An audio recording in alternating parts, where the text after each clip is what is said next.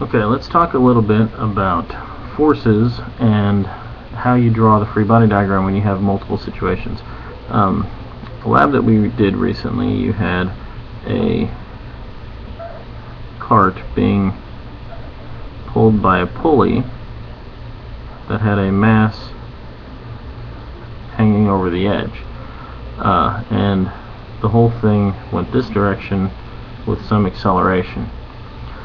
If it was accelerating, you know that there is an unbalanced force somewhere because of Newton's second law.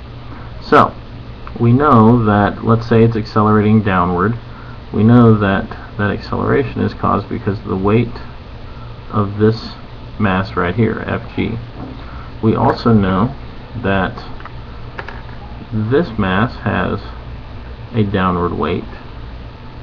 Alright, we'll call that Fg2.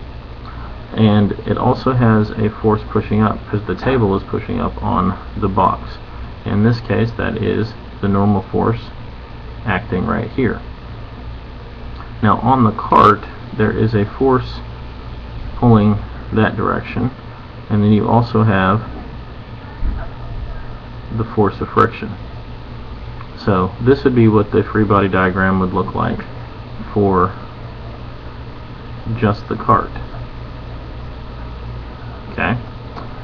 Now if it's accelerating this direction, then this force has to be larger than this force so that it cancels out, or so that it accelerates. There's an unbalanced force there. If it's equal to, then the car will move at a constant speed.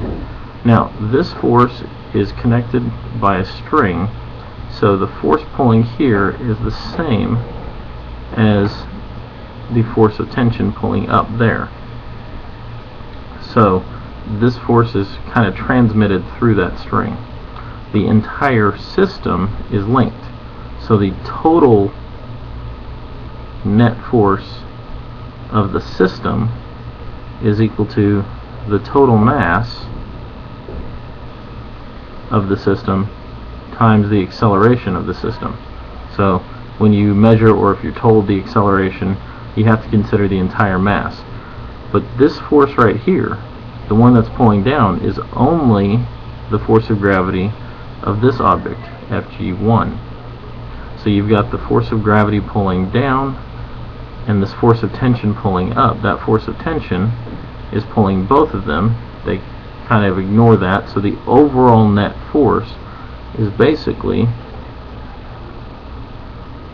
the force of friction right here, and the force of gravity is this force pulling it, because the weight of this object right here is what is causing this force. So the weight of this object is pulling on the block.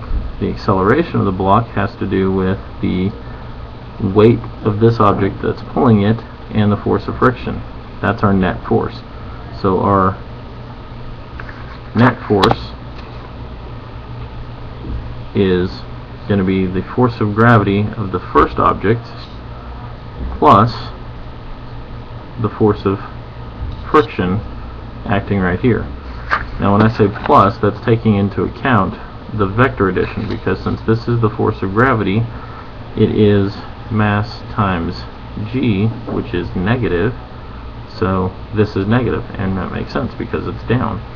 So take that into consideration, which means Fg has to be larger than Ff.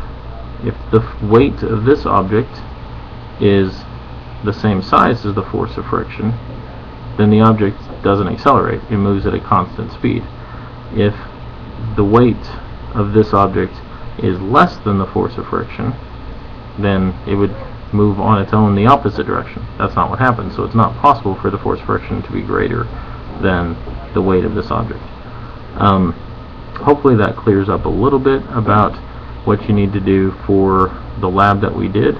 If not, come see me.